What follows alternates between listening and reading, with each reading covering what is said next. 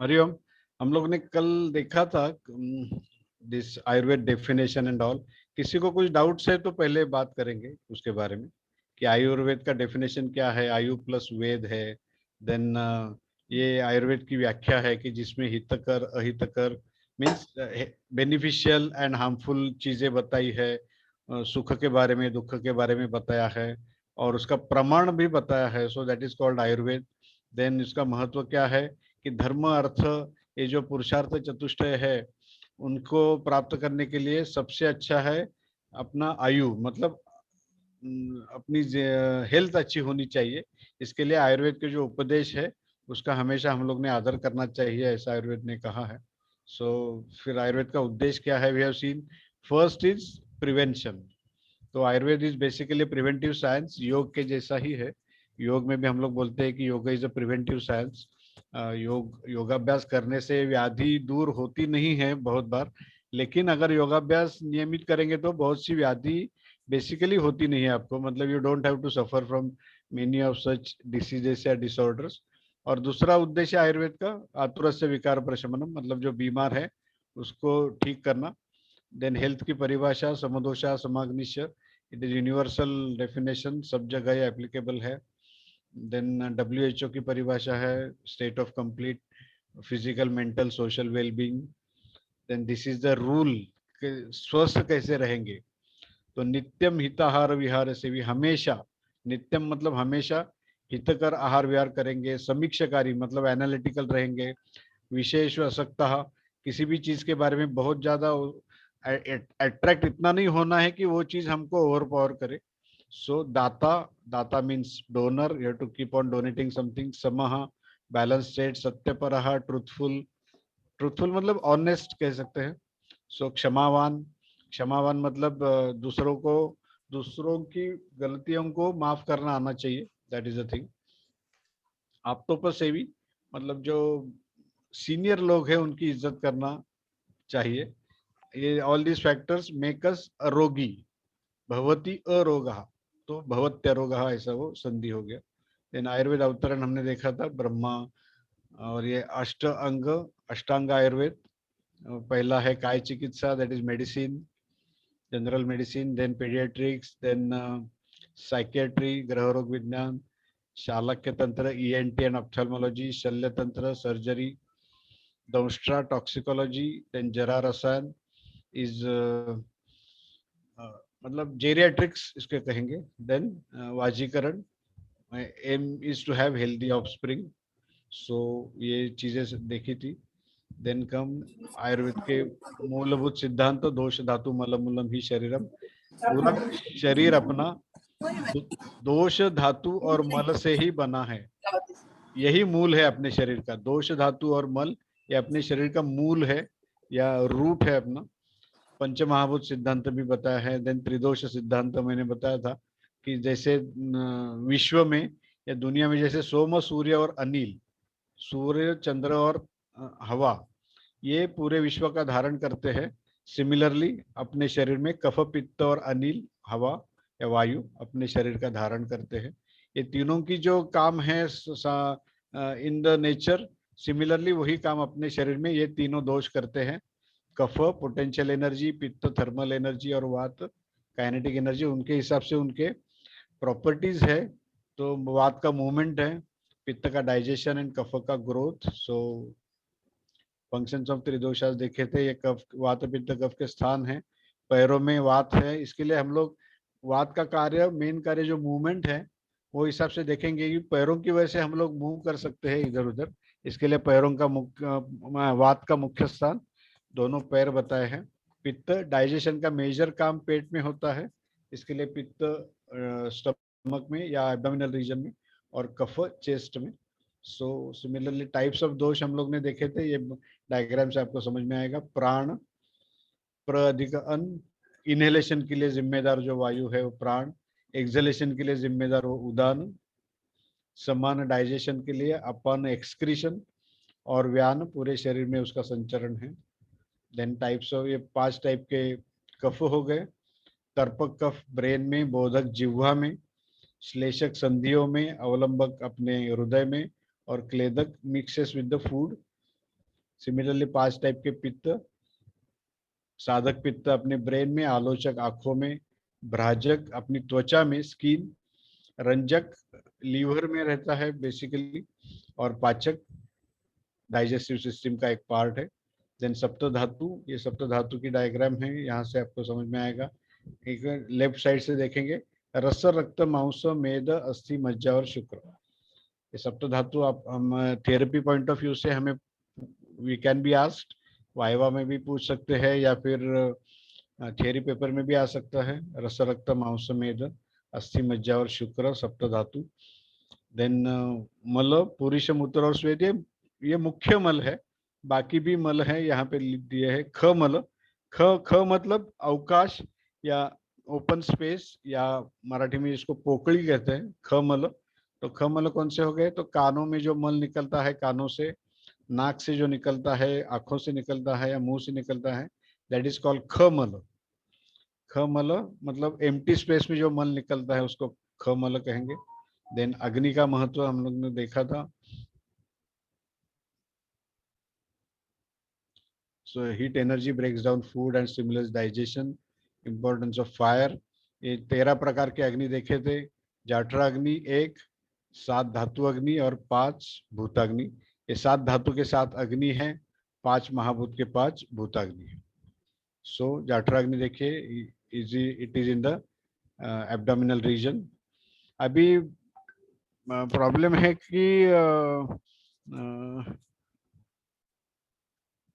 Modern science या modern point of view से anatomy जितनी भी मालूम है, वो हिसाब से we can not pin point in the body कि ये कफ है, ये पित्त है, या ये वात है और समथिंग ऐसा कुछ है, we can not.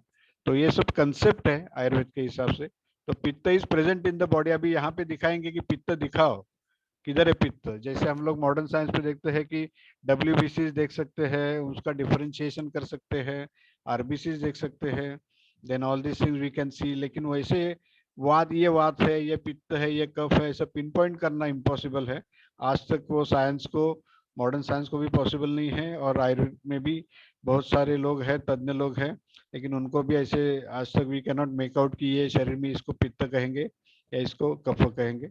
These are concepts. So प्रकृति 7 types, वात पित्त कफ प्रकृति, वात कफ, वात पित्त और पित्त कफ। और 7th इज सम, बैलेंस्ड, तीनों का जिसमें बैलेंस है वो सम प्रकृति हो गई। वो हिसाब से हम लोग ने देखा था कि वात प्रकृति वालों में उनकी त्वचा सूखी रहेगी, पित्त में एकदम ब्राइट रहेगी, शाइनिंग रहेगी, कफ में थिक और बहुत ज्यादा ऑयली रहेगी, ठंडी रहेगी वात और कफ में। पित्त में हाथ लगाएंगे स्किन को तो त्वचा गर्म लगेगी थोड़ी। हेयर, इनमें देखिए जल्दी ग्रेइंग एंड जल्दी हेयर लॉस होता है, इनमें सॉफ्ट ऑयली, और ये तो मैंने कल बोला था घने लंबे मुलायम बाल वाले सब है, वो कफ वाले हो सकते हैं। सिमिलरली एपेटाइट देखिए, वात वालों का अनप्रेडिक्टेबल, मतलब we can not really know कि ये इंसान को कभी भूख लगेगी या नहीं लगेगी, बिकॉज दे आर ऑल वात के अधीन है, इसके लिए उनका कुछ भरोसा नहीं दे सकते। आज बहुत ज्यादा खाएंगे, कल एकदम खाली पेट रहेंगे, वी कांट प्रेडिक्ट। पित्त का गुड लो एपेटाइट रहेगा, और इनका स्टेडी। कफ का मुख्य गुणधर्म है कि वो स्टेबल है, वो हिसाब से कफ वाले लोग स्टेबल रहेंगे। स्लीप एक्टिविटी इनमें स्कैंटी है, अनप्रेडिक्टेबल है अगेन, कभी नींद से जाग जाएंगे, कभी सो जाएंगे, बोल नहीं सकते, कभी कभी पूरी रात जागे रहते हैं ये लोग वात वाले। इसके लिए एज के हिसाब से बुढ़ापे में वात बढ़ता है, इसके लिए बुढ़ापे में ऐसा कहते हैं कि नींद कम हो जाती है। बहुत से ओल्ड पीपल, वो रात को 12:30 1 बजे के बाद उनकी नींद अगर खुल गई तो समझ लो पूरी रात उनको जागना पड़ता है, से बहुत लोग हैं। तो एक तो एज फैक्टर उनमें है, या फिर एंड एडिशनली वात दोष का अगर उनमें प्रोमिनेंस है तो उनको इसकी तकलीफ ज्यादा होगी। तो आजकल तो नींद स्लीप क्लिनिक, मतलब कैसे सोना चाहिए पीसफुली, इसका भी गाइडेंस मिलता है, बहुत से क्लिनिक्स है ऐसे। तो पित्त स्लीप एक्टिविटी मीडियम और मॉडरेट, और कफ वाले वो क्या बोलते हैं, घोड़ा बेच के या ऐसे कुछ बोलते हैं हिंदी में, आई डोंट नो, वो बेच के सो जाते हैं। सिमिलर मतलब उनको पानी भी फेंको पूरे उनके बकेट भर तो भी हटेंगे नहीं, इतना डीप स्लीप इनका रहता है। एग्जैगरेशन है, but what I want to say is इनकी स्लीप बहुत साउंड और डीप रहेगी। जिधर बैठे उधर सो जाते हैं, मतलब इतना उनको एकदम मेंटली एकदम काम रहते हो, इसके लिए कि इधर भी उनको नींद आने का बिल्कुल शिकायत नहीं है। दोपहर को 2 घंटा सोएंगे, अगेन रात को 10 बजे भी ये आराम से सो सकते हैं without any problem. So mind इनका रेस्टलेस रहेगा, इनका एग्रेसिव और इनका काम रहेगा। तो अभी यहाँ तक किसी को कुछ प्रॉब्लम है तो विल टॉक, या फिर विल मूव अहेड, स्वस्थ वृत्त के बारे में थोड़ा जानकारी लेंगे। Then if you have any doubts right now you can ask, और of course any time you can ask, ऐसा नहीं कि अभी अभी पूछो। लेकिन इसमें से अभी यहाँ तक देखा है तो कुछ अगर शंका है तो पूछो, बिकॉज आगे का जो पार्ट है वो हम लोग दिनचर्या ऋतुचर्या, मतलब आपको एक्सप्लेनेशन देता हूँ। स्वस्थ वृत्त वृत्त मतलब वर्तन, वर्तन मतलब बिहेवियर। तो स्वस्थ रहने के लिए क्या बिहेवियर होनी चाहिए अपनी, दैट इज कॉल्ड स्वस्थ वृत्त, सिंपल। सो इसमें दिनचर्या आ गया। दिनचर्या मतलब पूरे दिन में सुबह उठने से रात को सोने तक क्या करना चाहिए, क्या नहीं करना चाहिए। ऋतुचर्या, एक साल हमेशा होता है, उसमें 6 ऋतु में डिवाइड किया है आयुर्वेद ने। वो कौन से ऋतु है वो बाद में आगे देखेंगे। वो हिसाब से हमें बिहेव करना है, और प्रकृति के हिसाब से ज़्यादा ख्याल रखना है। इसके लिए प्रकृति परीक्षण इज इम्पोर्टेंट, क्योंकि ऋतु के हिसाब से उन पर बहुत ज़्यादा असर होता है, मतलब हम सब पर होता है। तो देन धारणीय वेग, धारणीय, धारणीय मतलब रोक के रखना है, वेग मतलब इम्पल्स। जो भी इम्पल्स हमें आता है उसको रोक के रखना, दैट इज कॉल्ड धारणीय वेग। फॉर एग्जाम्पल ईर्ष्या या संताप, किसी को गुस्सा आ गया, तो गुस्सा आ गया तो उसको धारण करना चाहिए, मतलब उसको व्यक्त नहीं करना चाहिए, हमें अपने ऊपर कंट्रोल रखना चाहिए। सिमिलरली अधारणीय वेग है, अधारणीय मतलब जो इम्पल्स को धारण नहीं करना चाहिए उनको हमेशा ताबड़तोड़ उसको रिस्पेक्ट, उनको ऑनर करना चाहिए, दे आर कॉल्ड अधारणीय वेग। शायद हम लोग ने देखा था क्या अधारणीय वेग, वी हैव सीन, नहीं ना, okay okay. So will see, तो विल मूव अहेड, ओके, दिनचर्या विल स्टार्ट। किसी को अगर पूछना है तो पूछना, otherwise will move forward. Just a minute, I will just make one message.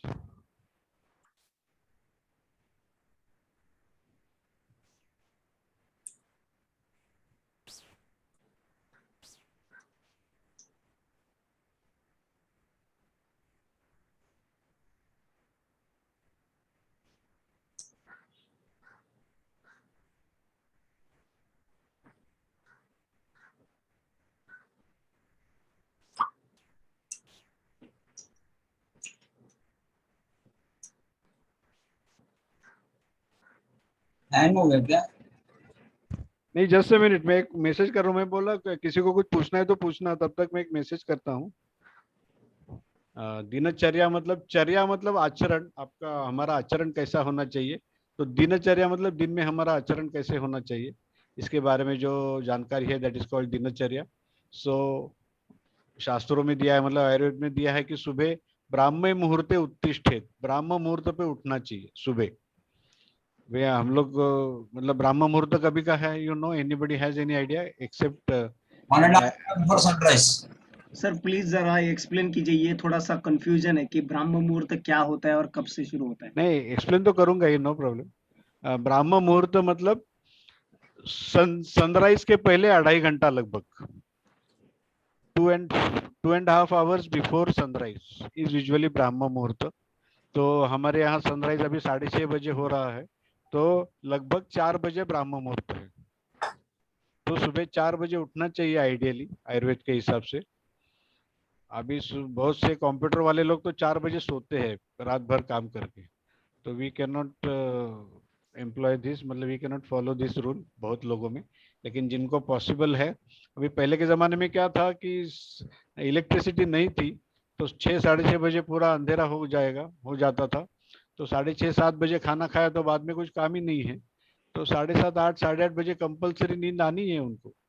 तो 7:30 8 बजे सो गए तो रात को 2:30 3 बजे तक 7 8 घंटा नींद हो गई उनकी। So they used to get up early, उनको बहुत इजी था। और हमारे लिए लाइट और इलेक्ट्रिसिटी की वजह से हम लोग पूरी रात काम करते रहते हैं, और भी कुछ काम रहता है बाकी सब, सेलिब्रेशन एंड ऑल, तो ये सब रहता है, तो we can not get up anyway. That is not our topic today. तो वेकअप अर्ली, ब्राह्मण मुहूर्त उठना चाहिए, बाद में टॉयलेट और ये सब स्नान बीन करना, देन क्लीनिंग द टीथ वगैरह ये सब दिया है, क्लीनिंग द टंग, गंडूश और सीसम ऑयल वगैरह ये सब वे टू फॉलो। देन शिर स्नेह, बालों को, सिर को तेल लगाना है, oil on head, apply oil on head. कर्णपूरण, कान में भी पहले के जमाने में कान में भी तेल डालते थे। वो छोटे बच्चों मतलब न्यू बॉर्न बेबीज को जो लेडीज आती है उनको मालिश करने या मसाज करने, उनको तो मालूम रहता है कि दे ये 10 दिन का 15 दिन का बच्चा रहता है, उनके कानों में वो तेल छोड़ती है बिंदास, उनको मालूम है कि ये सब जरूरी है, और शायद उन्होंने आयुर्वेद के बारे में उनको कुछ ना कुछ पता शायद हो सकता है। देन अंजन, विच ऑयल सर? तिल कर्ण तेल, तिल का, कर्णपुराण में तिल का तेल। सीसम। आयुर्वेद में तेल मतलब तिल का ही होता है, ओके, मतलब तेल शब्द यही तिल से बना है। अच्छा अच्छा, ओके। So, तर वरती ते गंडूश तेल काय होतं वरच्या याच्यावरती? ते पण सीसम गंडूश ऑइलच तेल. होतं. गंडूश म्हणजे काय? गंडूश म्हणजे तोंडामध्ये तेल पकडायचं, म्हणजे चूळ भरतो ना आपण, गुळण्या ते करतात. ते तोंडामध्ये फक्त आजकाल ते आजकाल करतात सगळ्या घेऊन हिरोईन ठेवायचं, वगैरे. बस ते घेऊन ठेवायचं. येस, गार्गलिंग टाइप थोडक्यात, gargle करतात. इन शॉर्ट गार्गल, गंडूश। ओके, ये सब करना है। देन तेल शब्द में बोला था कि तिल से बना है, इसके मतलब अगर आयुर्वेद में किधर भी तेल का मेंशन आता है तो दैट मीन्स तिल का तेल, अनलेस मेंशन्ड अदरवाइज। घी बताया है तो घी का मतलब गो घृत ही है, नो अदर घृत, गाय का घी अपेक्षित है, वो हिसाब से तिल और तेल मतलब तिल का। देन कर्णपूरण, अंजन, अंजन मतलब हम लोग बोलते हैं डोळ्यामध्ये अंजन घातलं चांगलं, डोळ्यामध्ये म्हणजे आंखों में अंजन डालना है, वो पहले के जमाने में सब करते थे, काजल इन आइज। अभ्यंग, daily oil application to skin, रोज अपनी स्किन को तेल लगाना है। और नस्य, नस्य मतलब नाक में भी तेल डालना है। आई थिंक ये सब हम लोग खाली दिवाली के पहले दिन करते हैं आजकल, we don't do it every day, not affordable, बहुत से, एक तो टाइम भी नहीं है और ये सब इतना खर्चा भी बहुत ज्यादा है। इसके लिए एक्चुअली आयुर्वेद में रोगी कैसा होना चाहिए उसके 4 क्वालिटीज दिए हैं। मतलब रोगी कैसा होना चाहिए, वैद्य मतलब जो ट्रीटमेंट देने वाला है वो कैसा होना चाहिए, फिर दवा कैसी होनी चाहिए, ये सब उसमें दिया है आयुर्वेद में। उसमें रोगी कैसे होना चाहिए उसके 4 क्वालिटीज दिए हैं, 4 क्वालिटीज। आढ्यो रोगी भिषक्वशो ज्ञापक सत्ववान अपि, मतलब पहली क्वालिटी आढ्य बताई है। आढ्य मतलब वो पैसे वाला चाहिए। आयुर्वेद में बोलते हैं कि पहला क्वालिटी पेशेंट का ऐसा होना चाहिए कि शुड बी आढ्य, पैसे वाला चाहिए। आढ्यो रोगी भिषक वशो, भिषक वशो मतलब वो जो उसको ट्रीटमेंट देने वाला है उसके वश में आना चाहिए उसने, मतलब उसकी बात सुननी चाहिए। इन शॉर्ट, जो उसको डॉक्टर ट्रीटमेंट दे रहा है उसकी बात उसने सुननी चाहिए। भिषक वशो, ज्ञापक, ज्ञापक मतलब नॉलेजेबल चाहिए कि मैं ये ट्रीटमेंट क्यों ले रहा हूँ, मुझको कब तक लेनी है, क्या लेनी है, उसका क्या असर होगा, ये उसको समझ में आना चाहिए वो सब। और सत्ववान, सत्ववान मतलब मेंटली स्ट्रांग होना चाहिए वो।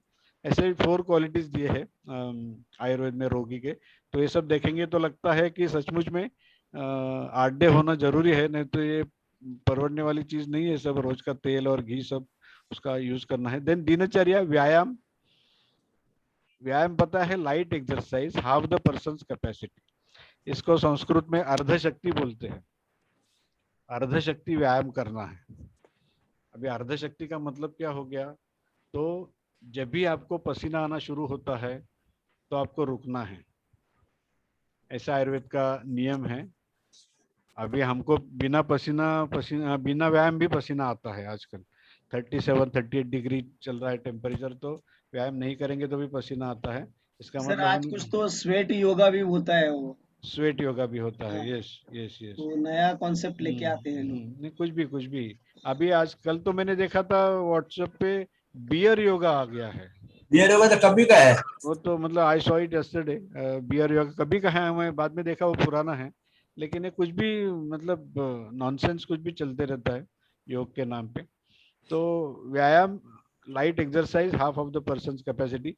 अभी इसका मतलब ये हो सकता है कि वो आयुर्वेद वगैरह है उसकी रचना हिमालय में हुई थी, वहां पे पसीना आने का चांस नहीं था। माइनस में ही हमेशा टेम्परेचर रहेगा, या ज्यादा से ज्यादा बढ़ गया तो 5, 6, 7 डिग्री जाएगा, इतना ठंडी वहां पे रहेगा। इसके लिए उन्होंने बताया था कि हाफ द पर्सन कैपेसिटी, अर्धशक्ति व्यायाम करते रहेंगे वो टाइम पे लोग। देन स्नान refreshes body and mind, improve appetite and strength. अभी स्नान आयुर्वेद के हिसाब से देखेंगे तो ठंडे पानी से ही करना चाहिए 12 महीना, ऑल द 12 मंथ्स। ठंडे मतलब फ्रिज का पानी नहीं, रूम टेम्परेचर, रूम टेम्परेचर वाला पानी, वो पानी चाहिए। वस्त्र परिधान, देन वस्त्र परिधान कैसा है, क्लीन अकॉर्डिंग टू क्लाइमेट, ये सब ठीक है। रात्रिचर्या लाइट डिनर, डिनर हमेशा लाइट होना चाहिए। और अच्छी हेल्थ के लिए सोना है, कंटाला आ गया इसके लिए सोना नहीं है। You have to sleep for a good health, मतलब मैं सोऊंगा तो मुझे थोड़ा मतलब it will good for my health, ये सोच के नींद लेनी है, नॉट जस्ट ऐसे ही। दिन ऋतुचर्या पे आएंगे। दिनचर्या हो गई इतनी शॉर्ट में, ठीक है। आयुर्वेद के हिसाब से हमें वी कैन, अभी थेरेपी पॉइंट ऑफ व्यू से क्या है, पेशेंट को हम लोग पूछ सकते हैं कि उसका रूटीन क्या रहता है सुबह से लेके शाम तक। इसमें हमें कुछ ना कुछ तो ऑब्जेक्शनेबल मिलता ही है, ऑलमोस्ट ऑलवेज। बहुत कम लोग ऐसे हैं कि जिनका रूटीन मतलब आयुर्वेद या योग में दिया है वैसा रहता है।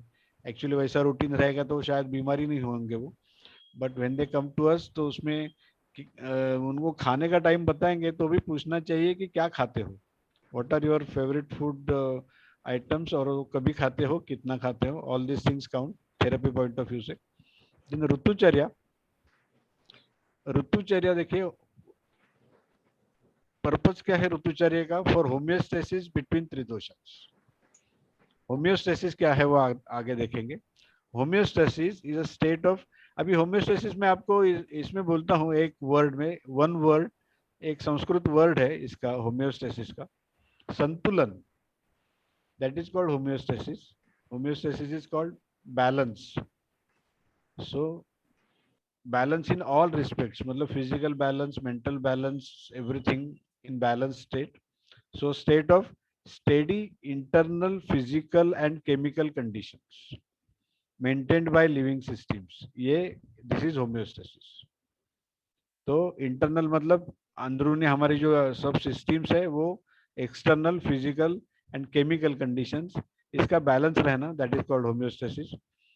होम्योस्टेसिस क्यों जरूरी है, क्योंकि condition of optimal functioning for the organism.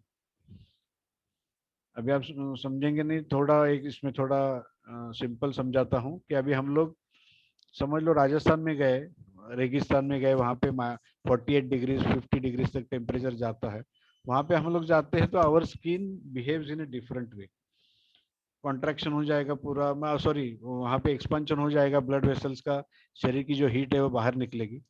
और अगर हम लोग कश्मीर में चले गए, वहां पे -10 डिग्रीज है, तो वहां पे आवर ब्लड वेसल्स कंस्ट्रिक्ट हो जाएगी, सिकुड़ जाएगी, दैट इज कॉल्ड होम्योस्टेसिस। मतलब वहां पे जैसे सीजन है, जैसा मौसम है, वो हिसाब से अपनी बॉडी बिहेव करती है, दैट इज कॉल्ड होम्योस्टेसिस।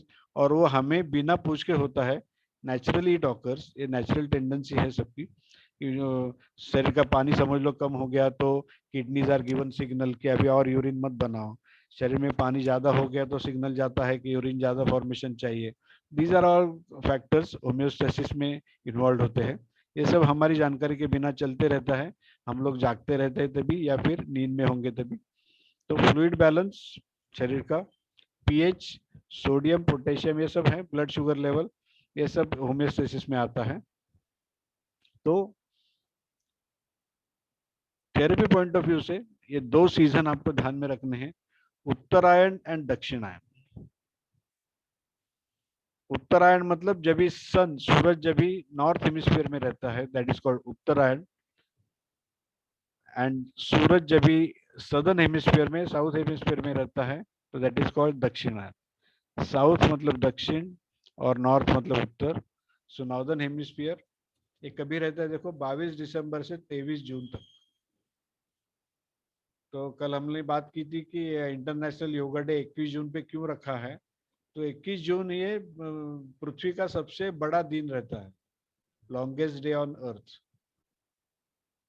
21 जून इसके लिए 21 जून को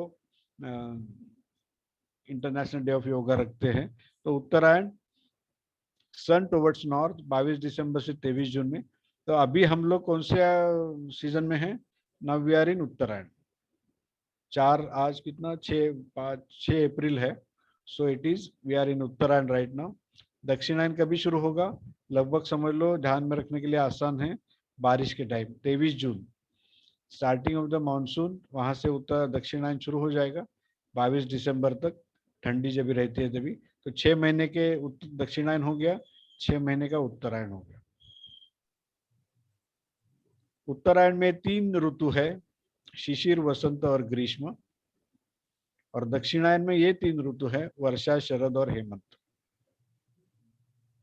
अभी कौन से 3 ऋतु है आपको थोड़ा मैं रेफरेंस दूंगा तो आपको याद में आएगा, शिशिर, वसंत, ग्रीष्म।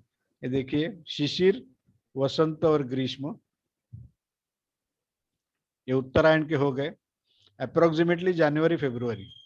ये अप्रोक्सीमेटली इसके लिए दिया हूं कि कैलेंडर अपने जो हिंदू कैलेंडर है वो हिसाब से सब काउंट किए जाते हैं, बट लगभग ये सीजन से मैच होते हैं। शिशिर मतलब ठंडी का दिन है, जनवरी फरवरी।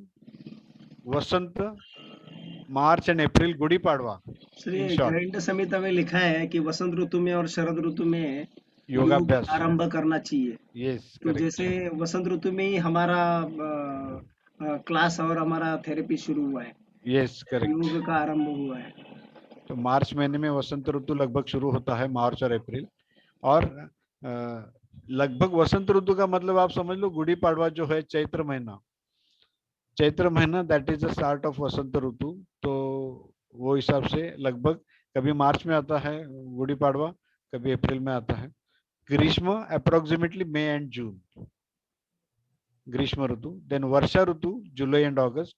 अपने यहाँ वर्षा ऋतु ज्यादा चलती है, 4 महीने की मुंबई ठाणे में लगभग रहती है वर्षा ऋतु। देन शरद, शरद ऋतु मतलब आप समझ लो कोजागिरी पूर्णिमा आपको याद रहेगी, या दसरा, दसरा दिवाली आपको पीरियड याद रहेगा, दैट इज अराउंड सितंबर अक्टूबर, दैट इज शरद ऋतु। और हेमंत ऋतु इज अराउंड नवंबर दिसंबर। ओके, तो आप उल्टे जाएंगे, समझ लो यहाँ से शुरू करेंगे तो हेमंत से अगर शुरू करते हैं तो नवंबर दिसंबर में ठंडी है, शिशिर में भी ठंडी है। देखिए, नवंबर दिसंबर में ठंडी रहती है, बाद में जनवरी आ गया, फरवरी। तो 4 महीने तक अपने यहाँ लगभग ठंडी रहती है। और ये सब मैं again I am telling you कि ग्रंथों की रचना नॉर्थ में हुई थी, हिमालय में हुई थी, तो वहाँ पे ठंडी बहुत ज्यादा रहती है। इसके लिए उन्होंने 2 महीने, 2 सीजन, 2 ऋतु ठंडी के काउंट किए हैं, हेमंत एंड शिशिर। अपने यहाँ इतनी ठंडी नहीं रहती है, बट वहाँ पे ज्यादा है, इसके लिए 4 महीने टोटल ठंडी के काउंट किए हैं। नाउ सी, शिशिर ऋतु अप्रोक्सीमेटली जनवरी फरवरी। वसंत, अभी इनका 3 में जो डिवाइड किया है मैंने इसका, ये जो है शिशिर, वसंत, ग्रीष्म, उत्तरायण और ये दक्षिणायन। तो हम लोग पहले उत्तरायण की बात करेंगे। उत्तरायण देखिए अप्रोक्सीमेटली जनवरी फरवरी, मार्च अप्रैल और मई जून, ये उत्तरायण हो गया। शिशिर, वसंत और ग्रीष्म, इसमें मेन चीजें कौन सी आएगी, फंक्शन, मेन फेस्टिवल्स, इसमें होली आती है। देन चैत्र मतलब गुड़ी पाड़वा आता है। देन जून, तो जून में ठीक है, जून में नहीं, बस उतना ही है। सो मई जून तक ये रहेगा ग्रीष्म ऋतु। अभी इसमें और अप्रोक्सीमेटली दक्षिणायन है, बारिश के टाइम लगभग शुरू होता है। तो इसमें गुरु पूर्णिमा आता है, देखो वर्षा ऋतु में गुरु पूर्णिमा आती है, दैट पूर्णिमा व्यास पूर्णिमा उसको कहते हैं। देन शरद में मैंने कहा तो लगभग दसरा, दिवाली का time. And Hemant is around नवंबर दिसंबर। सो दिस इज कॉल्ड दक्षिणायन एंड दिस इज कॉल्ड विसर्ग काल। ये काल हमारे शरीर के लिए अच्छा रहता है, हेल्थ बनाने के लिए। और ये काल में हम लोग जो हेल्थ बनाते हैं उसका हम लोग यहाँ पे we can use our good health during this season, ऐसा आयुर्वेद का एक मानना है। ये देखिए, हेमंत ऋतु अप्रोक्सीमेटली नवंबर दिसंबर। हर ऋतु में क्या करना चाहिए ये बताया है, दैट इज कॉल्ड ऋतुचर्या। तो लगभग नवंबर दिसंबर देखिए, वातघ्न, वातघ्न मतलब वात कम करने वाले तेल। तेल तो सब वातक नहीं रहते हैं, इसके लिए वातघ्न तेल से अभ्यंग मतलब शरीर का मालिश करना है, सिर को तेल लगाना है। यहाँ पे ये टाइम पे देखिए कुश्ती वगैरह करने को बोला है, वो टाइम पे कुश्ती वगैरह खेल पॉपुलर थे। अभी हम लोग को पॉलिटिकल कुश्ती देखने ज्यादा मिलती है फिजिकल के अलावा। सो कुश्ती है। देन उद्वर्तन, उद्वर्तन मतलब शरीर को कुछ चूर्ण रहते हैं, पाउडर्स रहते हैं, उसका शरीर को मालिश करना है। उसका पर्पस क्या है कि स्किन में ब्लड सप्लाई बहुत अच्छा हो जाता है, दैट इज अ थिंग, और स्किन बहुत ब्राइट रहती है। स्निग्ध भोजन और उष्ण गृह निवास। स्निग्ध भोजन मतलब हाई कैलोरी फूड और गर्म घर में रहना है। अभी कल मैंने बताया था कि कफ प्रकृति वाला अगर है तो वो स्निग्ध भोजन ये सीजन में करेगा, तो पहले ही ठंडी है, उसकी कफ प्रकृति है, वो अगर ज्यादा कैलोरी वाला फूड खाएगा तो he is going to gain more weight. इसके लिए कफ प्रकृति वाला रहेगा तो उसको हमने बोलना चाहिए कि हाई कैलोरी फूड कम लेना, उसकी क्वांटिटी भी कम लेना अगर लेना भी चाहते हो तो। So that way we can advise during ठंडी। और शिशिर ऋतु में यही नियम कंपलसरी आगे कैरी फॉरवर्ड हो जाते हैं, क्योंकि मैंने बताया, यहाँ देखिए कि नवंबर दिसंबर से अगर हेमंत ऋतु से स्टार्ट करते हैं तो नवंबर दिसंबर खत्म हो गया तो यूजुअली जनवरी फरवरी में लगभग वही सीजन रहता है, नवंबर दिसंबर जनवरी फरवरी। बाद में सीजन थोड़ा बदलना शुरू हो जाता है, मार्च में लगभग गर्मी शुरू हो जाती है। अभी देखिए नेक्स्ट वसंत ऋतु। वसंत ऋतु देखिए अप्रोक्सीमेटली मार्च एंड अप्रैल। अभी विजय जी ने बताया था कि शारंगधर संहिता में कौन से घेरंड में लिखा है कि योगाभ्यास शुरू करना है तो वसंत ऋतु इज आइडियल। अभी होता क्या है कि हेमंत और शिशिर में ठंडी ज्यादा है, ठंडी ज्यादा होने से हमारे शरीर में कफ ज्यादा जमा होता है। कफ ज्यादा जमा होने के बाद वसंत में गर्मी आ गई, वो गर्मी की वजह से कफ पिघलना शुरू होता है। तो पिघलना शुरू होता है, इसके लिए कफ विकार गर्मी के दिनों में ज्यादा रहते हैं। इसके लिए आप खुद पे भी खुद को भी आपकी मेमोरी अगर मतलब आपको कुछ हुआ रहेगा ऐसा तो याद कर सकते हैं कि ठंडी के बाद जो गर्मी शुरू होती है उसमें यूजुअली कफ विकार ज्यादा होते हैं। बच्चों में भी अप्रैल मई में बीमारियां थोड़ी ज्यादा रहती है, क्योंकि ठंडी के दिनों में कफ ज्यादा था, अभी गर्मी चालू हो गई तो कफ जो था वो पिघलना शुरू होता है। इसके लिए वमन करते हैं वासंतिक ऋतु में, वसंत ऋतु में। तो इसके लिए बहुत से संस्था है, योग संस्था है, उनका वासंतिक वमन कार्यक्रम रहता है।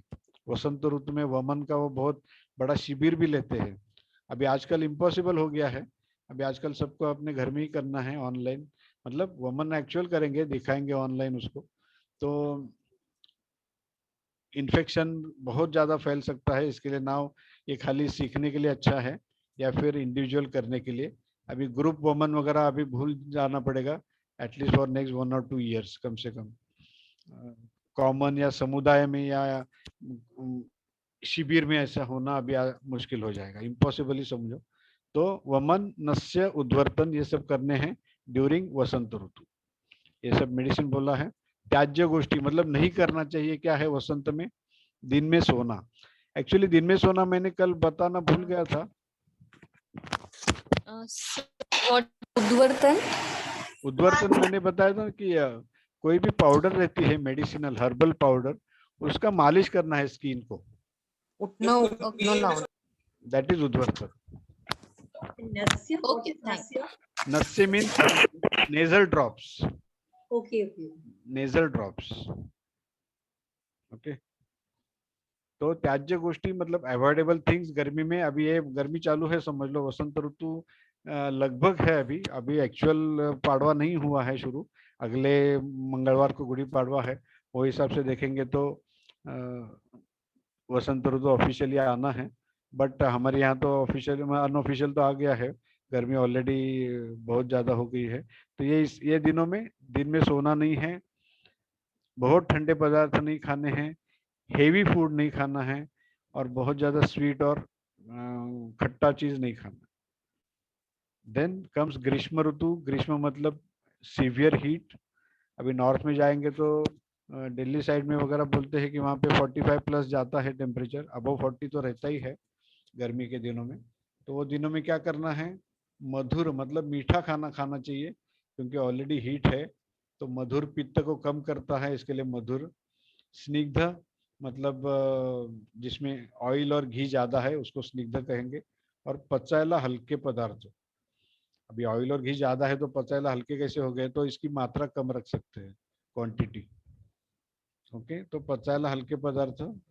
त्याज्य गोष्टी क्या है? बहुत नमकीन, नमक वाला चीज नहीं खाना है. अर्चना समझ में आ रहा है क्या पचायला हल्का मतलब? अर्चना शर्मा, हाँ सर हाँ, पचने को हल्का. हाँ सर बोल रहे हैं ना, कुछ मतलब हिंदी में बराबर बोल रहे हैं, बहुत अच्छी तरह समझ में आ रहा था. ठीक है. तो वसंत ग्रीष्म ऋतु में देखिए ऑलरेडी गर्मी है, ऑलरेडी पित्त बहुत ज्यादा बढ़ गया है. इसके लिए वो टाइम पे बहुत खट्टा, आई मीन नमकीन वाला चीज, नमक वाला चीज कम खाओ, क्योंकि नमक ये 1 नंबर का पित्त बढ़ाने वाला है. अर्चना, कल हम ये बात कहना भूल गया था मैं, शायद भाई जल्दी में. बहुत नमक कम, मतलब नमक खाती हो तो कम करना है पित्त वालों को, क्योंकि नमक ज्यादा खाने से इसका साइड इफेक्ट क्या है, तो बाल जल्दी सफेद हो जाते हैं. और अभी देखिए ये क्या, अमेरिकन नहीं, कौन सा भी फास्ट फूड है तो उसमें देखिए नमक ज्यादा रहता है. वो नमक हम लोग निकाल भी नहीं सकते बाहर, वो उसमें इतना डिजॉल्व हुआ रहता है कि we can not remove it. तो जो खाते हैं वो सब पेट में जाएगा ही, वो इतना सब नमक. ज्यादा नमक खाने से स्कूल और कॉलेज स्टूडेंट्स के बाल बहुत जल्दी सफेद होते हैं. तो नमक इज नंबर 1 कल्प्रिट.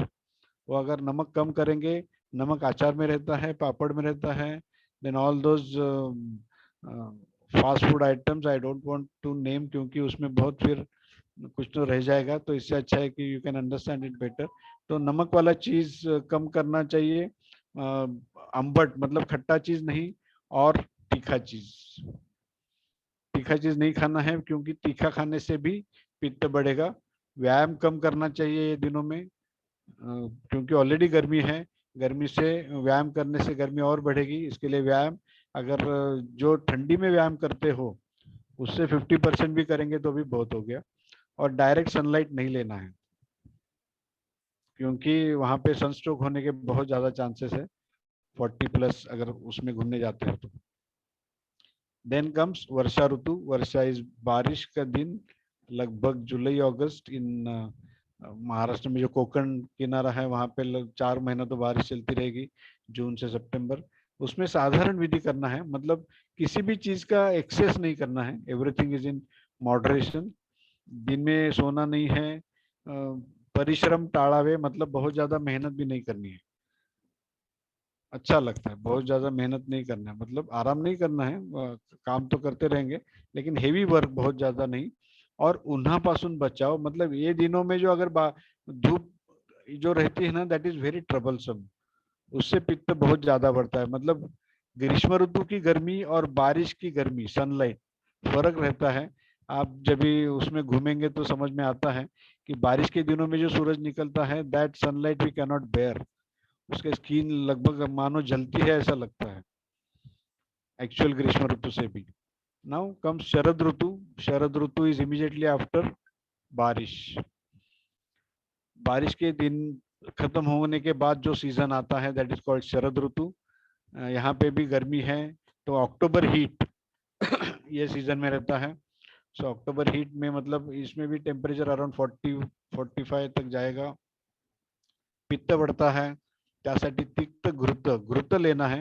मैंने कल बोला था कि घृत इज बेस्ट मेडिसिन फॉर पित्त, and honey is best medicine for कफ, एंड तेल इज बेस्ट मेडिसिन फॉर वायु, वात. सो तिक्त घृत. एंड विरेचन मतलब लॅक्झेटिव्ह. भोजनासाठी कडू मतलब कड़वा. कडू मतलब आयुर्वेद और आई मीन संस्कृत और मराठी में ये दोनों शब्द ऑपोजिट है. कटु मतलब तीखा. संस्कृत में अगर कटु बोलेंगे तो तीखा हो गया, और संस्कृत में तिक्त बोलेंगे तो वो मराठी में कड़वा हो गया. तो भोजनासाठी कडू मधुर तुरट पदार्थ. ओके. सो ये देखिए वसंत में कफ ट्रीटमेंट बाय वमन. वमन करेंगे वसंत ऋतु में. अभी वमन का टाइम आ गया है, ये महीने में या अगले महीने में वमन कर सकते हैं, because it is healthy for us. Of course हर एक ने अपना अपना प्रकृति का सोच विचार करके ही करना है, नॉट ब्लाइंडली. तो वसंत कफ ट्रीटमेंट बाय वमन, मधु एंड हनी. मधु ऑब्लिक हनी, मतलब मधु इज बेस्ट मेडिसिन फॉर कफ दोष. देन वात दोष का सबसे अच्छा ट्रीटमेंट बस्ती है, और तिल तेल उसमें लेना है. देन शरद ऋतु में अभी हो गया, शरद ऋतु अक्टूबर तो निकल गया, पित्त बढ़ जाता है इसमें, पित्त ट्रीटमेंट बाय विरेचन एंड घी, तो डिराइव फ्रॉम काउ मिल्क। सो ये कॉमन ये हो गए ऋतुचर्या। इसमें किसी को कुछ पूछना है तो यू कैन आस्क और विल टेक द नेक्स्ट। ये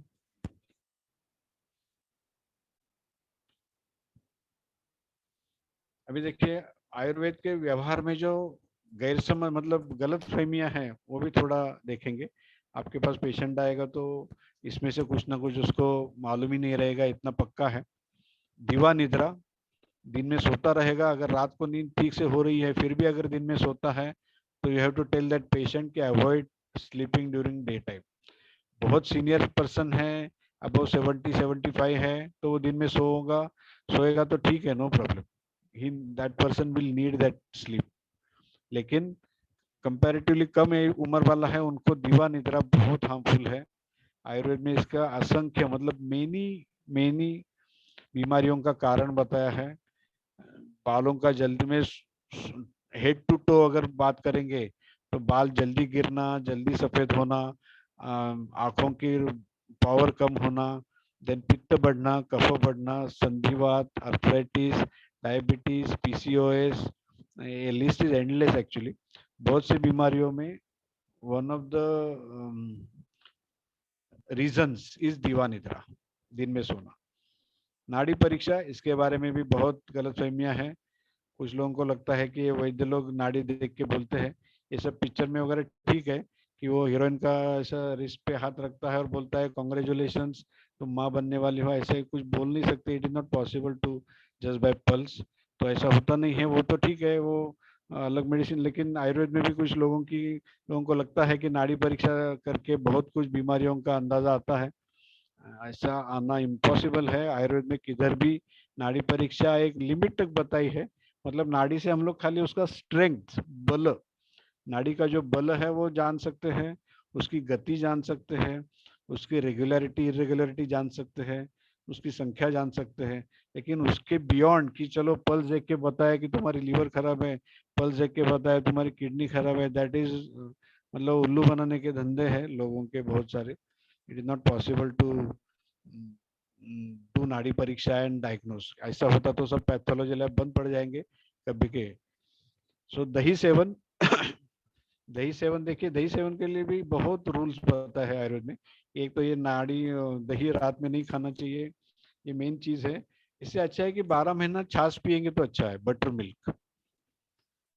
milk is very good for health all the while all the seasons. षड्रस सेवन नियमितपणे मतलब रेगुलरली करने चाहिए। षड्रस 6 टेस्ट, मधुर, अम्ल, लवण, कटु, तिक्त और कषाय, ये 6 रस है।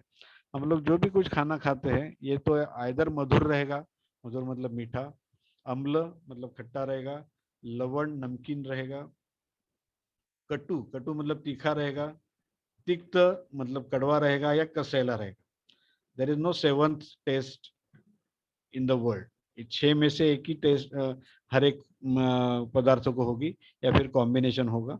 लेकिन रोज 6 रस और रोज का 6 रसों का सेवन करना एडवाइजेबल है। एक ही चीज खाना मतलब ज्यादा स्वीट ही खाना है, ज्यादा नमकीन ही खाना है या ज्यादा तीखा ही खाना है, ऐसा करना बहुत गलत माना है। अधारणीय वेग, अभी देखेंगे अधारणीय वेग क्या है। ये भी हमें थेरेपी पॉइंट ऑफ व्यू के हिसाब से बहुत इंपॉर्टेंट है। आयुर्वेद में 13 वेग दिए हैं जो धारण नहीं करने हैं। धारण मतलब उनका ऑनर करना है। ऑनर करना है मतलब वो वेग जब भी आते हैं तो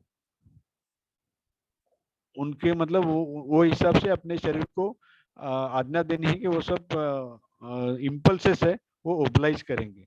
अभी क्या वेग है? ये 13 प्रकार के वेग है। वात, विंड, मूत्र, क्षव, त्रुट, क्षुधा, निद्रा, कास, श्रमश्वास, जृंभा, अश्रु, छर्दी और रेतस। ये 13 प्रकार के वेग है। कौन कौन से मैं आपको सिंपल में समझाने की कोशिश करता हूँ। वेगान न धारेत मतलब धारण मत करो। कौन से? वात मतलब गैसेस निकलते हैं तो कभी रोकने नहीं है, उनको निकलने देना चाहिए। विंड मतलब आपको टॉयलेट को लगता है 2 नंबर को जाना है तो जाना ही है, you can not prevent, you should not prevent. मूत्र यूरिन का अगर सेंसेशन आता है तो यूरिन को जाना ही है, उसको रोक के नहीं रखना है। क्षव मतलब अगर छींक आती है तो छींकना है, डोंट प्रिवेंट। त्रुट, त्रुट मतलब अगर प्यास लगती है तो पानी पीना है। क्षुधा मतलब भूख लगती है तो खाना खाना है। इसका मतलब ये दोनों वेग ज्यादा से ज्यादा इम्पोर्टेंट है। त्रुट क्षुधा मतलब प्यास लगती है तभी पानी पीना है, खाना भूख लगती है तभी खाना खाना है। इसका मतलब जब भी प्यास नहीं लगती तभी पानी नहीं पीना है, और जब भी भूख नहीं लगती तभी नहीं खाना है। रात के 8 बज गए, चलो टाइम हो गया खाने का, ये सोच के खाना नहीं है। अगर भूख लगती है तो ही खाना खाओ, फिर रात को 2 बजे लगेगी तो भी खाना खाओ चलेगा। और प्यास दिन में 2 बजे नहीं लगती है, रात को 3 बजे लगती है तो पानी पियो, नो प्रॉब्लम। लेकिन टाइम हो गया इसके लिए 1-1, 2-2 लीटर पानी पीते रहना इज एब्सोल्युटली हार्मफुल, क्योंकि सब इसमें हार्मोन्स इन्वॉल्व है। हम लोग we are misusing our body ऐसे ही पानी पिएंगे तो। और रहता है ना, टीवी पे स्टार लोग बताते हैं कि तुम्हारी त्वचा का राज क्या है, तो बोलते हैं कि मैं बहुत पानी पीता हूँ या पीती हूँ। ये बहुत का दे डोंट डिफाइन, लेकिन उनके पागल जो फॉलोअर्स रहते हैं they start doing the same. वो भी पानी पीना चालू करते हैं, सुबह उठेंगे 2 लीटर पियेंगे, 3 लीटर पियेंगे, they don't know whether they require it और नॉट। और बाद में उनका सेंसेशन भी निकल जाता है, because they are not aware कि उनको प्यास नहीं लगी है, फिर भी तो लोग पानी पी रहे हैं। सिमिलरली निद्रा, जब भी नींद आती है तो नींद लेना है। खांसी जब भी आती है तो खांसना है। भयंकर एक बात बताता हूँ कि हाँ, मोबाइल में एक ऐप आया है कि आपको हर 10 मिनट के बाद या 1 घंटे के बाद आपको पानी पीना है। तो जैसे जैसे मोबाइल बताएगा वैसे वैसे एक गिलास पीना है। तो it is very too much पानी पीते हैं कई कई लोग। बहुत मिसयूज इससे है वो क्या इससे एक्चुअली। इससे क्या होता है, एक तो किडनी के ऊपर ज्यादा प्रेशर गिरेगा, किडनी ज्यादा फंक्शन करना के काम करेगा। तो ऐसा मत कीजिए। युक्त आहार युक्त विहार से जो बोला है, मॉडरेशन बोला है, जैसे अभी आयुर्वेदा बता रहा है। तो प्यास लगी है तो पीना है, भूख लगी है तो खाना है। This is the medicine. Right. अभी 2 दिन का बच्चा है, 2 दिन का बच्चा भी अगर उसको नहीं चाहिए तो फीडिंग नहीं लेता है। उसको किसने सिखाया है 2 दिन के बच्चे को? तो ये जो हमारी जो नेचुरल इम्पल्स है वो हम लोग लेके आए हैं फ्रॉम द नेचर, तो उसको हम लोग ने ऑनर करना चाहिए। वो बाद में जैसे हमारी उम्र बढ़ती है तो we try to forget nature and we try to do something opposite, इसकी वजह से ये सब होता है। देन सिमिलरली श्रम श्वास, बहुत अगर दौड़ के आ गए या बहुत हेवी वर्क करके आए तो सांस फूलती है, तो सांस अगर फूलती है तो डीप ब्रीदिंग करना चाहिए, डोंट प्रिवेंट। जुरुम्भा आ गई, जमाई आ गई तो लेना है। अश्रु, आंखों से पानी आता है तो आने दीजिए, मतलब अगर रोने को आता है तो रोते रहो, रोते रहो, रोते मत रहो, लेकिन वो टाइम पे अगर आता है रोना तो रोना जरूरी है, क्योंकि अश्रु में बैक्टीरिया को मारने की ताकत है। उसमें दे आर बैक्टीरियासाइडल प्रॉपर्टीज के लिए जब भी रोने को आता है तो रोना चाहिए, बार बार नहीं, मतलब ऐसे ही नहीं। छर्दी, छर्दी मतलब वॉमिटिंग, हम लोग करते हैं वो वमन करते हैं, लेकिन छर्दी ये बीमारी है, वमन ये चिकित्सा है। छर्दी मतलब वॉमिटिंग अगर होता है तो उसको भी रोकना नहीं है, डोंट प्रिवेंट, उसको आने दीजिए, क्योंकि जो पेट में जो इम्प्यूरिटीज है वो सब बाहर निकलनी है, इसके लिए बॉडी ने सिग्नल दिया है कि इसको निकालना चाहिए बाहर। सो डोंट प्रिवेंट छर्दी। एंड रेतस, ये applicable only for males, semen आता है तो उसको रोकना नहीं है। सो दीज आर ऑल 13 वेग, 13 इम्पल्सेस जो हम लोग पेशेंट को भी गाइड कर सकते हैं। अभी इम्पोर्टेंट थिंग इसमें ऐसी है कि इसमें से 13 में से लगभग 8 इम्पल्सेस ऐसे हैं, अभी कौन कौन से 8 है मुझको अभी इतना याद नहीं है, but there are 7 to 8 impulses Ayurveda में बताया है कि अगर वो प्रिवेंट करेंगे, मतलब उसको हम लोग ठीक से उसका सम्मान नहीं करेंगे तो हृदरोग हो सकता है, मतलब हार्ट डिसीज तक हो सकता है। तो बीच में एक आर्टिकल आया था, उसमें ऑफिस में काम करने वालों का इंटरव्यू सब लिया था, क्वेश्चनर बनाया था, तो उसमें लिया था कि अगर आपको टॉयलेट लगती है तो आप टाइम पे जाते हो क्या? तो बहुत सारे लोगों ने उसमें बताया था कि दे कैनॉट गो, क्योंकि काम रहता है सामने, तो दे कैनॉट गो। 10 मिनट में अगर उनको टॉयलेट में जाके आना है तो 10 मिनट में उनको यहाँ काम करेंगे तो लगभग 10 लाख का कारोबार हो जाता है, ऐसे उनकी कहने की बात थी। तो they cannot leave their place. तो ऐसे ही वो 2-2 घंटा 3-3 घंटा ऐसे ही बैठ के काम करेंगे, तो 2 घंटे के बाद दैट इम्पल्स इज गॉन। तो ऐसे लोगों में हार्ट डिसीज का प्रमाण ज्यादा पाया गया। मतलब जो लोग मतलब टॉयलेट लगी है और नहीं जाएंगे टाइम पे, तो इसके लिए हम लोगों को बच्चों को भी आदत डालनी है। बहुत से बच्चे भी they don't go out of fear, रात को अंधेरे में डर लगता है या और कुछ लगता है, सो they don't go, so prevent करते रहते हैं, बाद में उनको आदत पड़ जाती है, और एक बार ऐसी आदत पड़ गई तो उनका नेचुरल इम्पल्स भी निकल जाता है।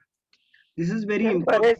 बरेचदा असे यहाँ पे केसेस हम लोग थोड़ा सा डिस्कशन करते हैं। आई विल स्टॉप द हाँ सो दीज थिंग्स धारणीय वेग है, ये सब ये धारण करने चाहिए। मतलब इसका अगर आपको मन में आते हैं सब विचार तो उनको रोकना चाहिए। सो आयुर्वेद के हिसाब से ये श्लोक ऐसा है कि it covers entire health and disease. समझने में बहुत थोड़ा टफ है ये। काल अर्थ कर्मणाम योगो हीन मिथ्या अतिमात्र कहा, सम्यक योगस्य विज्ञेयो रोग आरोग्य एक कारणम। अभी इसका मतलब क्या है मैं समझाता हूँ और थोड़ा उदाहरण भी देता हूँ। काल अर्थ और कर्म इनका सम्यक योग अगर हो गया, सम्यक मतलब प्रॉपर, तो वो it is a reason of health, good health, आरोग्य का कारण हो गया। और इनका हीन मिथ्या और अतियोग हो गया तो बीमारी का कारण हो गया। अभी आपको एक एग्जांपल देता हूँ। काल फॉर एग्जांपल, पहला है इसमें काल दिया है, तो हम लोग बारिश की बात करते हैं। काल मतलब सीजन कहेंगे या टाइम कहेंगे, तो इसमें बारिश आ गई, गर्मी आ गई, ठंडी आ गई, ऑल दिस थिंग्स आ गई। In general, in short I want to explain. तो काल मतलब बारिश की बात करेंगे। बारिश अगर सम्यक मतलब प्रॉपर हो गई बारिश, तो it is good for all, सबके लिए अच्छी है। लेकिन बारिश समझ लो किसी सीजन में ही न मतलब बहुत कम हो गई, तो उससे बीमारियां फैल जाएगी। बारिश मिथ्या हो गई मतलब किसी भी सीजन में बारिश हो गई तो भी बीमारियां होगी। और अतियोग बहुत ज्यादा बारिश हो गई तो भी बीमारियां होगी। सिमिलर। बाद में अर्थ, अर्थ मतलब इंद्रियों का अर्थ। 5 इंद्रिय है, पांचों इंद्रियों के 5 अर्थ है। 5 अर्थ मतलब 5 विषय है उनके। तो हम लोग जिह्वा लेते हैं फॉर एग्जाम्पल, जिह्वा, जिह्वा मतलब टंग। तो टंग का सम्यक योग मतलब उसको खाने को टाइमली मिल गया एवरीथिंग, तो आरोग्य का कारण हो जाएगा। खाने को कुछ नहीं मिला, then it is a matter of disease, reason for disease.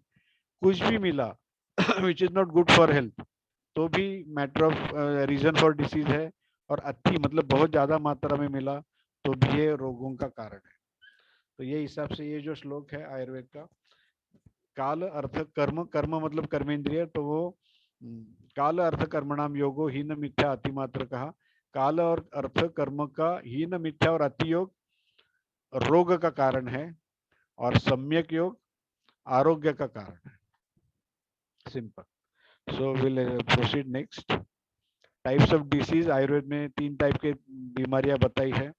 Physical मतलब जो त्रिदोष के इम्बैलेंसेस से होगी वो, इसमें हम लोग शुद्धि क्रिया वगैरह करेंगे तो पेशेंट को अच्छा लगेगा। आगंतुज मतलब एक्सीडेंट्स या बाहर की चीजों से जो होगी वो external. And psychological. Okay, psychological. अभी ट्रीटमेंट इसमें ट्रीटमेंट बहुत ज्यादा इसमें डिटेल में जाने की जरूरत नहीं है। Will just see this type of treatment. युक्ति व्यापाश्रय, युक्ति व्यापाश्रय मतलब अंत परिमार्जन, इंटरनल मेडिसिन जो हम लोग दवा के रूप में अंदर लेते हैं। बहि परिमार्जन मतलब एक्सटर्नल मसाजेस वगैरह करते हैं वो। शस्त्र प्रणिधान मतलब सर्जिकल, इसमें लीच मतलब जलवा, आपका नाम सुना रहेगा, जलो का बोलते हैं इसमें। हिंदी में इसको, इंग्लिश संस्कृत में जलो का कहेंगे, और इंग्लिश में लीच, मराठी में जळू म्हणतात, जळू। यस, सो उसका देखेंगे बाद में। ट्रीटमेंट देखिए इसका क्या है। शोधन, बलराम जी, मेनन जी, आप है क्या, जागे हैं? यस।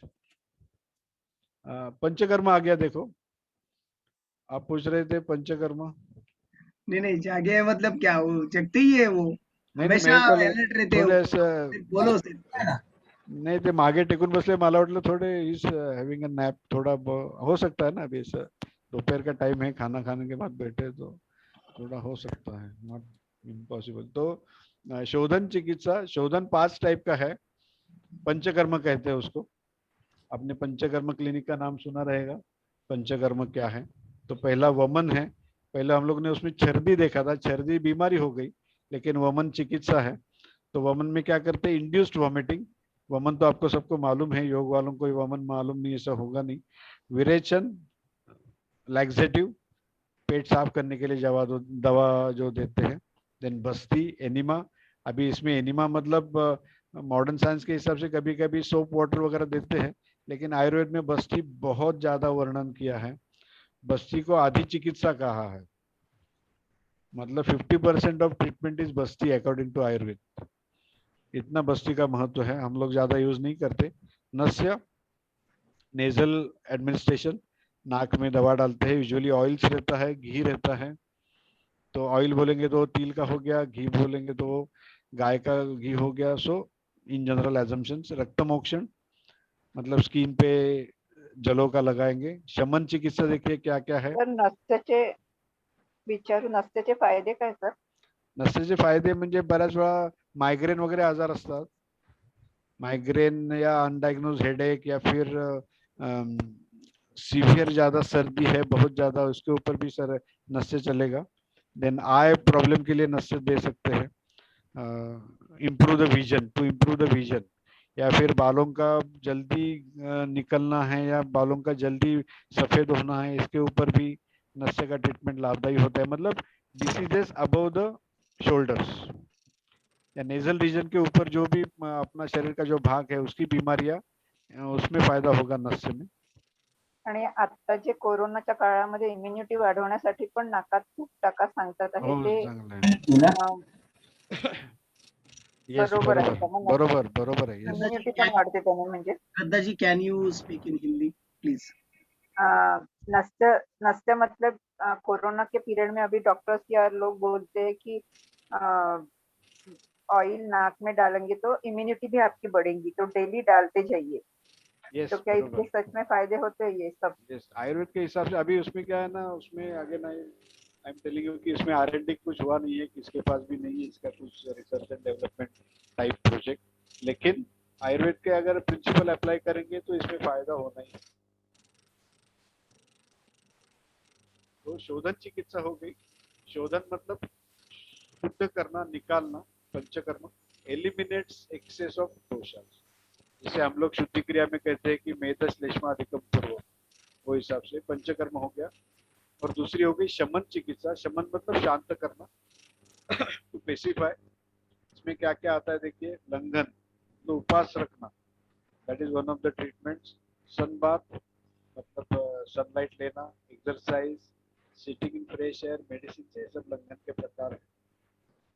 पंचकर्म पूर्व कर्म करते हैं, उसमें प्री ऑपरेटिव स्नेहन, घी या ऑयल पीने को देते हैं। फिर उसमें बहुत, this is all very particular thing. ये स्नेहन है, देखिए पूरे बॉडी को मसाज चल रहा है, स्नेहन। देन पंचकर्म स्वेदन करते हैं। ये पेटी आपने शायद देखी रहेगी, इसमें अंदर पेशेंट को हीटर रहता है इसके अंदर, जिसकी उसमें कुछ मेडिसिन, ये देखिए बाहर कुकर रखा है, प्रेशर कुकर, उसमें से जो स्टीम निकलेगी that will enter this cabin और उसके पूरे शरीर को उसका फायदा होगा। दैट इज कॉल्ड स्वेदन। देन वमन, विरेचन ये बताया था, बस्ती, नस्य और रक्तमोक्षण।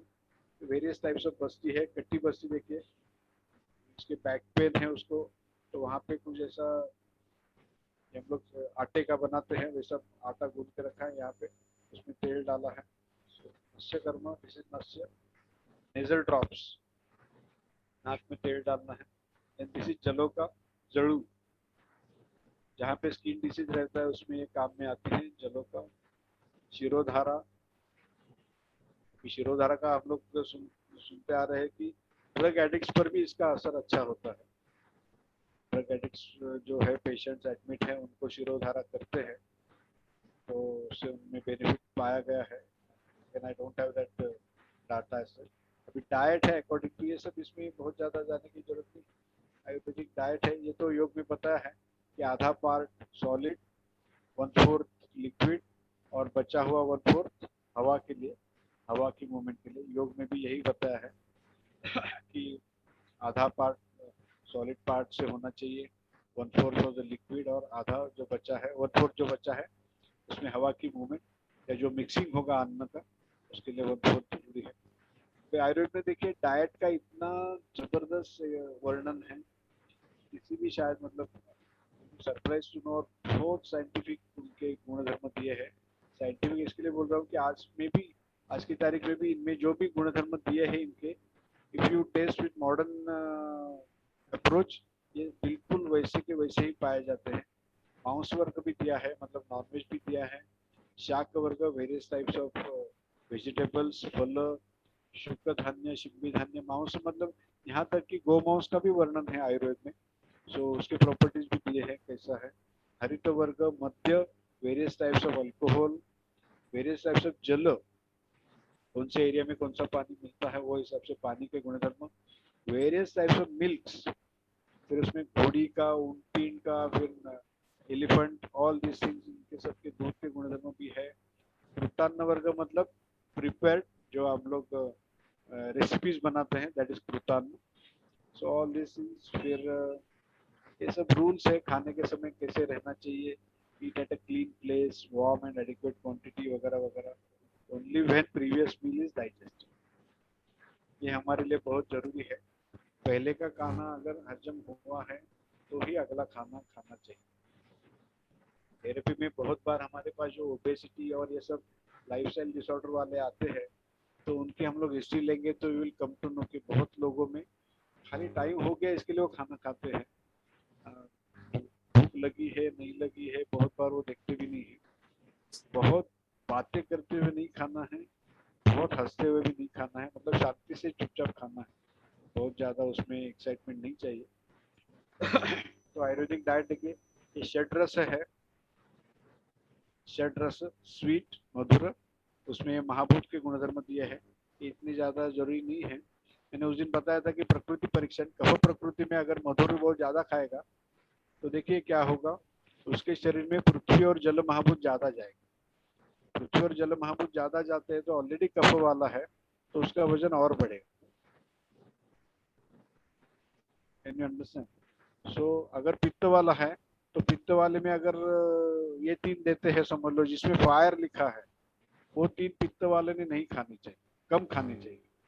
जिसकी पित्त प्रकृति है उसने खट्टा चीज कम खाना चाहिए, क्योंकि खट्टे रस में महाभूत कौन से है, तो अग्नि और पृथ्वी। नमक, नमक में महाभूत कौन से है, अग्नि और पानी, अग्नि और जल महाभूत। और पंजंट तीखा, तीखा में महाभूत कौन से है, अग्नि और वायु। इसके लिए पित्त वालों को ये 3 रस कम खाने चाहिए, कफ वालों को ये 3 रस कम खाने चाहिए, क्योंकि इसमें देखो earth and water, fire and earth, fire and water, जल और पृथ्वी महाभूत जिसमें है वो उसने कम खानी चाहिए। कफ वाले ने, जिसका वजन बढ़ने की टेंडेंसी ज्यादा है, उसने मधुर, अम्ल और लवण रस कम खानी चाहिए। पित्त वाले ने ये 3 कम खानी चाहिए, और वात वाले ने ये 3 कम खानी चाहिए, लास्ट 3। कफ वाले ने पहले 3, वात वाले ने लास्ट 3 कम खाने चाहिए, और पित्त वाले ने second to fourth, second third and fourth. Sir इसको जरा ब्रेक करके आप बनाइए ना थोड़ा सा, कफ वालों को क्या खाना है ये 3, और वात वालों को क्या खाना है, और ये क्या, अभी ऐसा मैं ब्रेक थोड़ा, करके थोड़ा सा बना के स्लाइड में बनाएंगे तो बहुत बढ़िया रहेगा। अच्छा अभी मैं थोड़ा एक्सप्लेन कर लेता हूँ, अभी ये स्लाइड है सामने। Okay okay, no problem. तो मधुर, कफ वालों को देखिए, पहले 3 जो रस है मधुर, अम्ल और लवण, ये कम खाएंगे तो वो अच्छा है।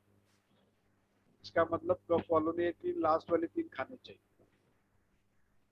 अगर पहले 3 कम खाने हैं तो इसका मतलब लास्ट 3 ज्यादा खाने। सिमिलरली वात प्रकृति जिसकी है उसने लास्ट 3 कम खाने चाहिए, इसका मतलब पहले 3 ज्यादा खाने चाहिए। कंफ्यूजिंग लगता है आपको तो आप ये इसका फोटो भी निकाल के ले सकते हैं या बाद में स्लाइड तो मिलेगी ही। और पित्त वाले ने ये 3 कम खाने चाहिए, इसका मतलब फर्स्ट एंड 5वां 6वां खाना, सिंपल पित्त प्रकृति। तो जिनमें कफ बढ़ने की संभावना ज्यादा है they should avoid these first three. मतलब ये प्रोमिनेंटली अगर खाते हैं तो उसकी मात्रा कम करनी चाहिए। मधुर ज्यादा खाते हो तो कम खाओ, खट्टा ज्यादा खाते हो तो कम खाओ, और नमकीन वाला भी कम खाओ। So similarly, ये टाइप्स ऑफ रस हो गए। Food should be balance of all six rases. This is the main thing. बाद में आयुर्वेदिक डाइट देखिए, ये राशि इम्पोर्टेंट है यहाँ पे कि कौन सा भी चीज खाओ वो मात्रा में खाना चाहिए। मात्रा मतलब प्रॉपर क्वांटिटी। तो आजकल भी देखा है कि डायबिटिक पेशेंट है तो उसको भी शायद बोल सकते हैं कि मीठा तुम खाओ लेकिन कम खाओ, पूरी बंद करने की जरूरत नहीं है। आयुर्वेद में लिखा है कि मात्रा, सब मात्रा की अपेक्षा रखते हैं। मात्रा मतलब क्वांटिटी, अपेक्षा मतलब जो आपके ऊपर परिणाम होगा वो, मतलब जो चीज पचने के लिए हल्की है वो भी अगर बहुत ज्यादा खाएंगे तो वो ट्रबल करने वाली, और जो चीज बहुत हेवी है खाने के लिए वो कम खाएंगे तो it is very healthy. So similar all depends on राशि, that is quantity of food, आप कितना खाते हो। इंपॉर्टेंट नहीं है देश काल उपयोग उपयोग। अभी ये देखिए, ये 12 महीने खाने चाहिए ऐसे पदार्थ की लिस्ट है थोड़ी छोटी। पटोल, पडवल बोलते हैं मराठी में, दूधी, दालिम मतलब पॉमग्रेनेट, ग्रेप्स, ग्रेप्स मिलते नहीं है 12 महीने, लेकिन ग्रेप्स, बटर मिल्क, मूंग, गाय का घी और आंवला, ये चीजें ऐसी है आयुर्वेद में जो 12 महीने हम लोग खाएंगे विदाउट एनी, मतलब इसमें प्रकृति का कुछ परीक्षण करने की जरूरत नहीं है। Anyone can have this all the 12 months. पटोल म्हणजे काय साहेब? हाँ, फर्स्ट वन पटोल, पडवळ, पडवळ है वो। गॉड गॉड नहीं, लॉन्ग गॉड रहता है ना। इसमें इंग्लिश में क्या बोलेंगे आई डोंट नो। माहिती आहे पडवळ। स्नेक गॉड म्हणतात स्नेक गॉड, स्नेक गॉड। सो इसमें ये अगर मिळत नाही ना, द्राक्ष 12 महीने मिळत नाही। आई सेड ना कि द्राक्ष नहीं मिलता है 12 महीना, इवन पॉमग्रेनेट दालिम भी नहीं मिलता है 12 महीना आई गेस। ताक, ताक क्या है सर? ताक, छाछ, छाछ छाछ छाछ। नहीं, बटर अच्छा, मिल्क, छाछ, छाछ को ताक। Butter milk, butter milk, yes. Archana Marathi सीखने वाली है। तो ये चीजें ऐसी हैं कि हम लोग हाँ। 12 बटर मिल्क म्हणजे कोथमीर आणि अद्रक टाकलं चांगलं होईल ना साहेब? अदरक नहीं डालने का, शुंठी डालने का, मैंने कल बताया था। शुंठी, अदरक, नमक डाल सकते क्या सर? नमक, बटर मिल्क में नमक नहीं डालना है। नमक कोई भी डालेंगे नमक तो नहीं देखो पड़ेगा। ना, नमक डालेंगे तो कब बढ़ेगा, देखो नमक डालेंगे तो। सर सेंधा नमक तो खा सर सकते हैं ना, वो अच्छा सेंधा रहता है ना? नमक टाका म्हणतात ऐसा है त्याला. ना, सब अच्छा है, लेकिन अगर रोज खाते रहेंगे तो इट इज एग्जाम्पल मैंने लिखे हैं, इसमें और भी आप लोग ऐड कर सकते हैं। रेफरिंग का ग्रंथ या स्क्रिप्चर्स देख के बहुत सारे निकलेंगे इसमें, ये कॉमनली अवेलेबल है और यूजुअली और अफोर्डेबल है सबको, इसके लिए मैंने दिया है। अभी अहितकर मतलब क्या नहीं खाना चाहिए यूजुअली, या नहीं करना चाहिए। विहार क्या है, दिन में सोना नहीं है। अगर आपको रात को नींद ठीक से हो रही है 7 घंटा, मोर देन 6, 7, 8 आवर्स लगभग, तो दिन में सोने की जरूरत नहीं है आपको। मिल्क एंड फ्रूट्स साथ में नहीं खाना। फ्रूट सैलेड हम लोग खाते हैं मैरिज में, या मैरिज ही ऐसा नहीं, कोई भी फंक्शन रहेगा अच्छा तो उसमें फ्रूट सैलेड रहता है, तो पार्टी रहेगी उसमें फ्रूट सैलेड रहता है। दूध और फल साथ में नहीं खाना है। फिश एंड मिल्क साथ में नहीं खाना।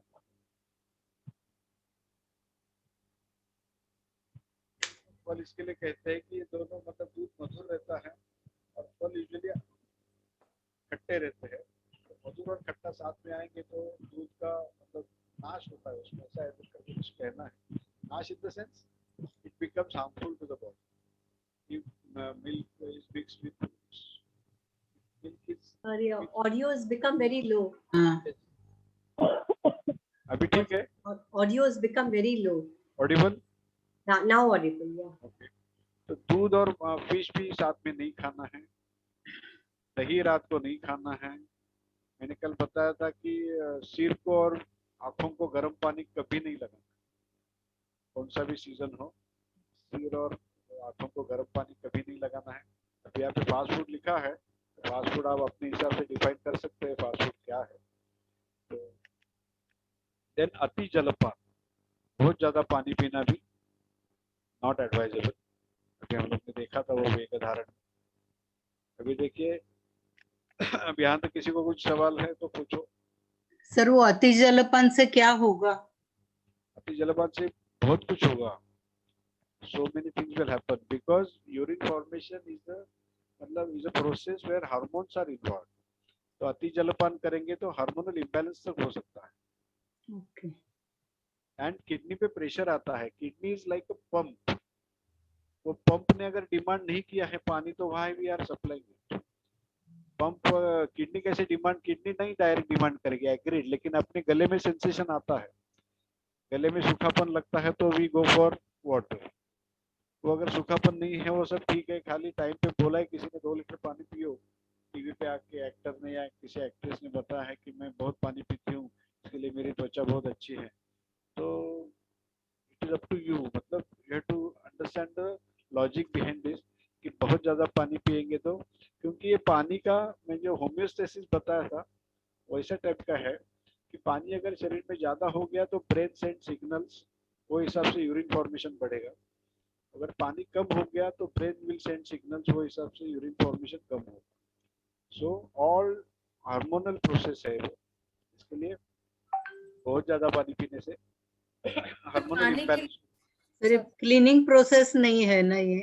नहीं ये ज्यादा, हाँ ओके। नहीं, ऐसा नहीं है कि ऊपर से पानी पिया और नीचे से निकल गया, इतना आसान नहीं है। उसको बहुत घूमना पड़ता है पूरे बॉडी में। It has very long process and each and every drop has to be filtered. हम लोग एकदम गल्प करते हैं 5 सेकंड में 2 ग्लास पानी पी जाएंगे, but body has to take many hours to filter all this. Sir, I have a doubt पानी के रिगार्डिंग। बोलो। हाँ सर, सुबह सुबह ऐसा बोले जाते हैं कि 1 लीटर पानी पीना चाहिए डेली, अर्ली मॉर्निंग, सुबह उठते ही, तो दैट इज ओके और नॉट, एडवाइजेबल और not? Okay or not, I cannot say, but not advisable according to Ayurveda. Okay, क्योंकि वार्म वाटर बताते हैं कि वार्म उसकी वाटर, कोई जरूरत नहीं है, because it is again we are loading our body with unnecessary water. True true. Body ने डिमांड किया है। अभी लोग दिसंबर में भी 2 लीटर पानी पीते हैं सुबह उठ के, क्या फायदा है? वो तो that is also true sir, मैं भी पी रही हूँ रोज 1.5 लीटर पानी मॉर्निंग, नहीं, बंद करो अभी। बट मॉर्निंग टाइम में प्रेशर तो बहुत आता है। ठीक है, लेकिन इतना पानी आपके शरीर को अच्छा नहीं है, not required, that is a thing. पण सर शरीरात 70% पाणीच आहे म्हणतात ना, हो हो, येस। मग तो बॅलन्स करण्यासाठी काही एक्स्ट्रा गरज नसते का? काहीच गरज नसते। पण हे आवर घेतो ते पण प्रेशर पण भरपूर असतं सकाळी, अच्छा, ते पोट पण जड होतं आणि you are habitual now for that addiction, habitual, but तकलीफ तो होती है थोड़ी फार, but not required. Simple logic, प्यास लगेगी पानी पियो, प्यास नहीं लगी पानी मत पियो, सिंपल है। मैं बोला ना कि 2 दिन के बच्चों को कौन सिखाने जाता है कि कभी पीना है, कभी फीडिंग लेना है, कभी नहीं लेना है। तो 2 दिन की बात छोड़ो, वो 1 साल 1.5 साल का होने तक समझता ही नहीं है उसको क्या चाहिए क्या नहीं चाहिए। Only according to the infants reactions mother makes out कि इसको ये मांगता है वो मांगता है, कैन नॉट स्पीक। सो इतने छोटे बच्चों में ये रिफ्लेक्स अगर विकसित हुआ है तो हम लोग क्यों उसको मार रहे हैं? सर और एक डाउट था खाने के बारे में। बोलो। इवनिंग जब भूख नहीं लगती है तब नहीं, वायु को लीडर माना है, दोनों में प्रमुख माना है, तीनों दोषों में। इम्पोर्टेंस टू प्यूरिफिकेशन प्रोसेसेस त्रिगुणास मानते हैं दोनों। आहार को बहुत महत्व दिया है दोनों ने। त्रिदोषास है, पंचमहाभूत सिद्धांत है, और दोनों का बहुत common most important factor is both are based on Sankhya. Ayurveda is entirely based on Sankhya philosophy. तो पंचमहाभूत जो भी कुछ है वो सब सांख्य से लिए है। बेनिफिट्स क्या है आयुर्वेद के कि बीमारी को जड़ से उखाड़ते हैं Ayurveda. use of herbal medicines mainly relatively safe, not totally safe. Ayurvedic medicine है इसके लिए वो टोटली सेफ है, ये गलतफहमी है। आयुर्वेदिक मेडिसिन के भी साइड इफेक्ट दिखते हैं अगर गलत तरीके से देखें तो। Lifestyle and diet very important Ayurveda में। लाइफस्टाइल एंड डाइट से ही शायद मेरे को लगता है कि आयुर्वेद का लाइफस्टाइल और डाइट रूल्स फॉलो करते हैं तो बहुत सी बीमारियां होगी ही नहीं। प्रिवेंशन ऑफ डिसीज, अभी आयुर्वेद में एक श्लोक आता है ये चरक संहिता में कि योगे मोक्षे च सर्वासा वेदनानाम अवर्तनम, मतलब योग और मोक्ष में सब वेदनाओं का अवर्तन, मतलब सब वेदना वैनिश हो जाती है, निकल जाती है, नष्ट हो जाती है। मोक्षे निवृत्तिर निशेषः, मतलब मोक्ष में निवृत्ति मिलती है, मतलब वी रिटायर फ्रॉम एवरीथिंग। और योगो मोक्ष प्रवर्तकः, ऐसा योग का गौरव किया है आयुर्वेद में कि योग ये मोक्ष प्रवर्तक है, मतलब मोक्ष के लिए योगाभ्यास आयुर्वेद में बहुत जरूरी माना। सो ये तो श्लोक हमने देखा था आयुर्वेद अनुसार स्वस्थ रहने से उपाय, नित्यम हिताहार विहार से। So Hariom, this is Ayurveda for you therapy point of view.